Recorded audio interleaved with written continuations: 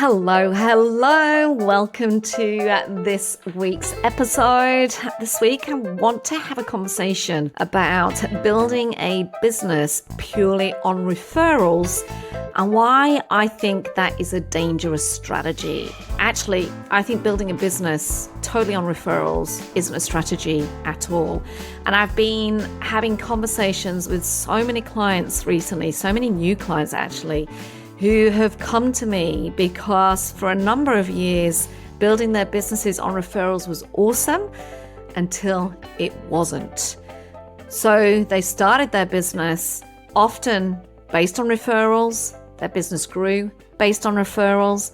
They were so busy delivering work, following through on that referred business that they actually have not done any of their own business building and any of their own marketing. And of course, building a business on referrals works until those referrals dry up. And then, unfortunately, because there's been very little marketing or own business development happening, they're starting all over again. So I'm seeing it so much right now. Businesses that are doing okay on referrals, then the referrals dry up and suddenly it's zero and they're having to start from scratch. So that's what I want to talk about. And I want to share 3 things that you've actually got to do if you're going to actually have a strategy behind your business. Now, there was a time when becoming successful in business was pretty simple. You'd couple a great products with a great service, and soon you'd be renowned as the go-to expert in that area. Word of mouth was extremely important, and large amounts of revenue used to come in from referral business from current or repeat clients. Unfortunately, many people who built their businesses when this was the way to become successful, they haven't necessarily learned how to do things differently. Maybe you fell into this model. Maybe you're already in this model of business. You've fallen into it by accident. Maybe unknowingly, this has become your strategy when referrals have been rolling in by the dozen. And maybe in those early days, often I see it's people leaving corporate. Referrals are easy as people knew how good you were when you were an employee. But simply relying on referrals for 100% of your business isn't a strategy. Definitely not anymore in this highly competitive world that we are in. So what should you be doing instead? Well, building a business of any kind really does require 3 critical pillars. It requires the pillar of attention, it requires the pillar of attraction, and it requires the pillar of activation. Let's just go through each of those. So the first thing you got to do, and by the way, referrals are great. I'm not saying don't worry about them. We all want referrals. We want people to come in with very little effort.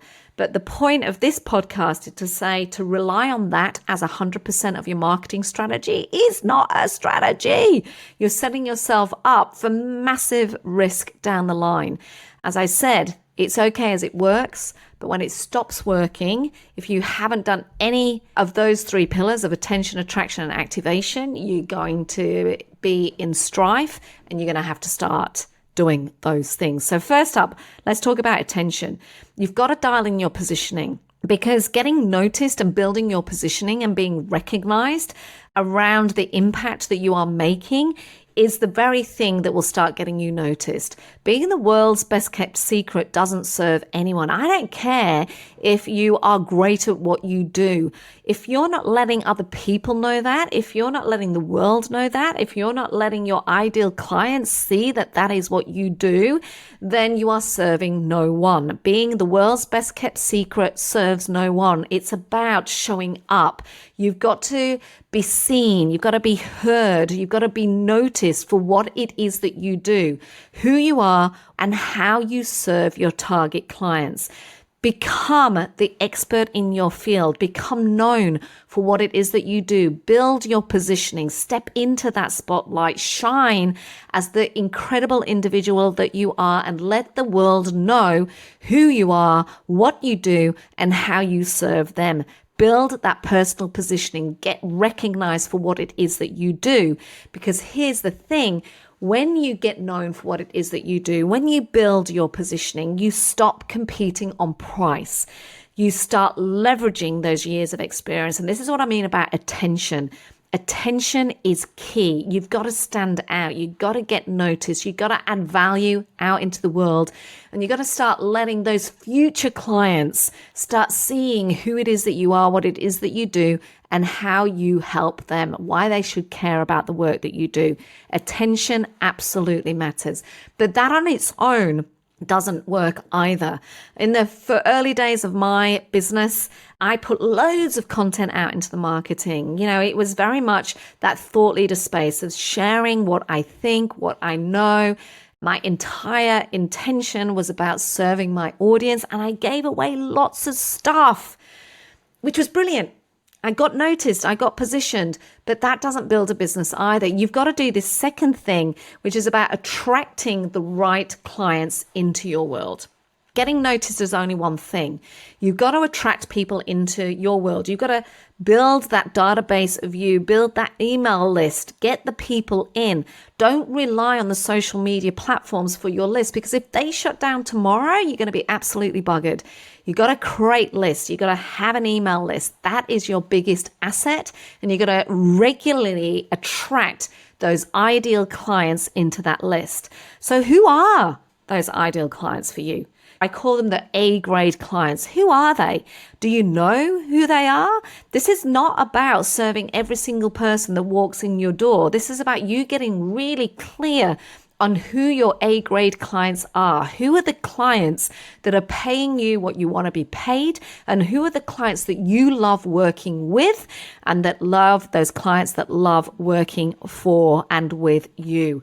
I reckon there's 5 things that you need to ask yourself when you're starting to get curious about these A-grade clients. One of the questions to ask is, do you want to work with them now? Yes. And do you want to work with them into the future? These A-grade clients, who are they? Do you want to work with them now?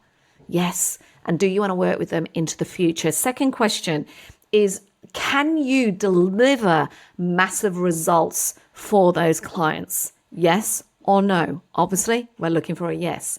So write that one down. Can you deliver massive results for your A-grade clients?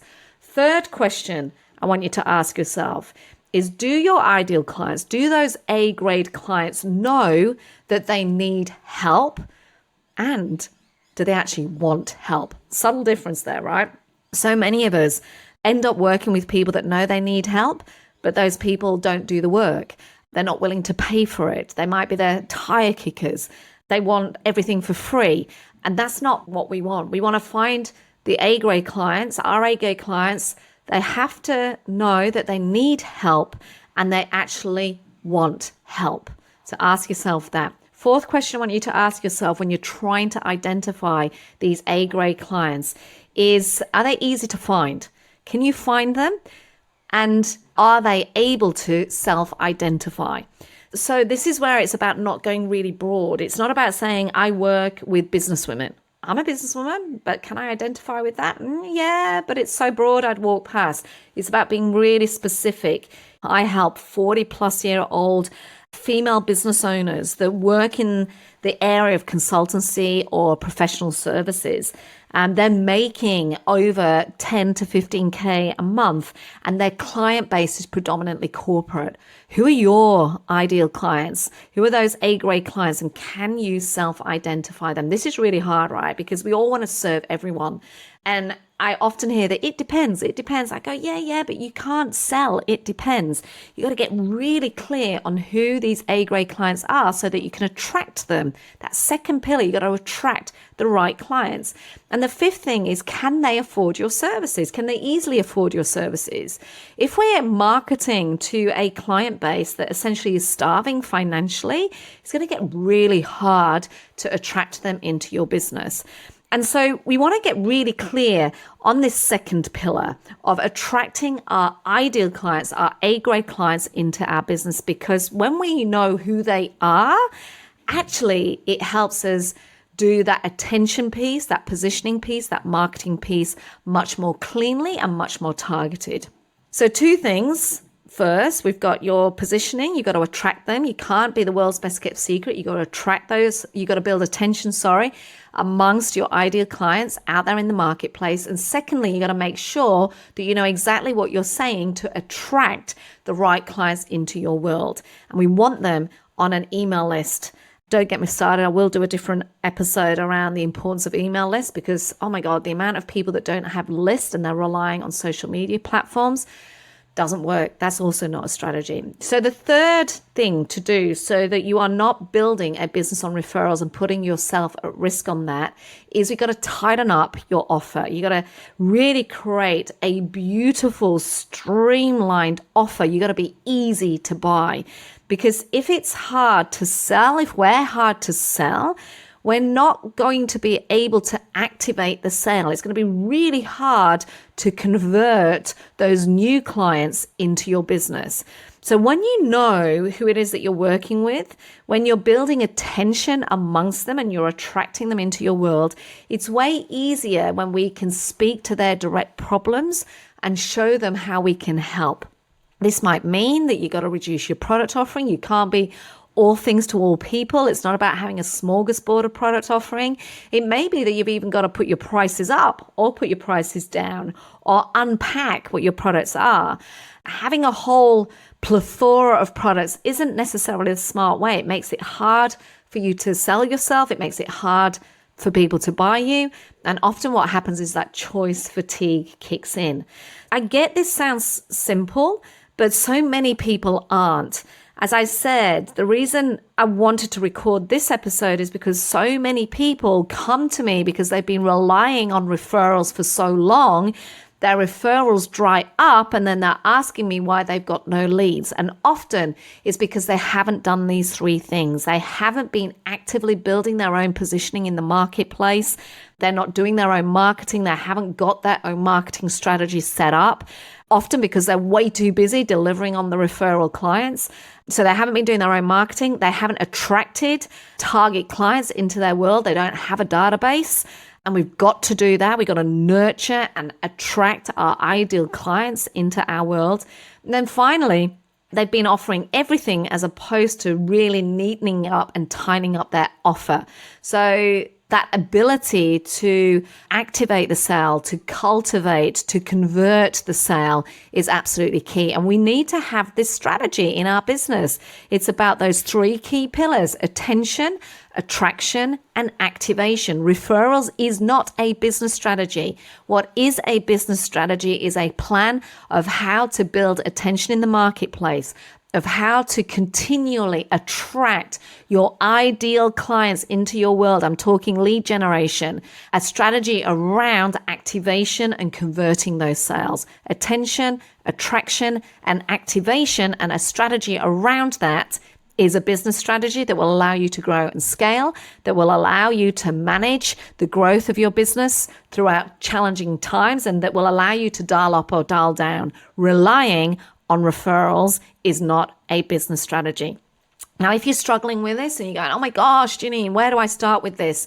I'm going to put in the show notes today a link for you to access my focus finder. It's a quiz, a 5-minute quiz that will stop you relying on the whims of the marketplace and help you identify the opportunities that exist in your business right now to double down on, to put in place so that you actually have a strategy in place that will allow you to grow your business over time. So that's going to be in the show notes, because here's what I do want you to know, that cash flow doesn't have to rely on word of mouth and referrals. It can be predictable. It can be consistent, and you can have a plan around growing your business consistently, and you can have a strategy that you can dial up and dial down depending on what activity you want and how much you want to grow your business over time. You just need that right strategy. So building a business on referrals isn't a strategy. You got to have a strategy around attention, attraction, and activation. I'd love to hear thinking about those three pillars: attention, i.e. marketing and positioning; attraction, getting ideal clients, right clients into your world. Have you got them? What are you doing with them? And then the activation piece, converting. What are you doing there? I'd love to know which one of those 3 pillars is the one that you need to double down on right now. Make sure you grab a pen, make sure you write some notes, maybe listen back to this episode, and make sure you do that focus finder, because that's going to give you some really quick wins of where you need to double down to unlock your next opportunity for growth in your business. Hope you've enjoyed this week's episode, and I will see you next week.